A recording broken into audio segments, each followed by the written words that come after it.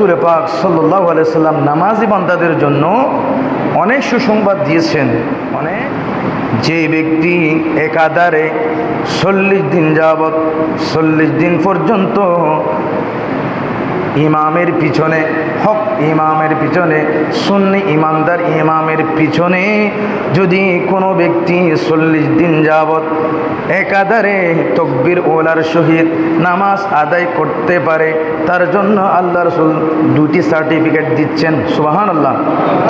একটা হচ্ছে বারাআতাম মিনান নার, দোজখের আগুন থেকে ওই বান্দাকে আল্লাহ রাব্বুল আলামিন মুক্তি দিবেন। সুবহানাল্লাহ।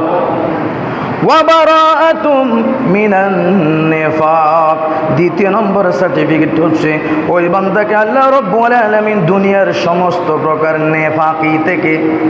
নেফাকি থেকে দুনিয়ার সমস্ত প্রকার অপকর্ম থেকে আল্লাহ রাব্বুল আলামিন ওই বান্দাকে হেফাজত রেখে, বাঁচিয়ে রেখে, সৎ পথে রেখে ঈমানের মাধ্যমে তাকে মৃত্যু নসিব করবেন। সুবহানাল্লাহ।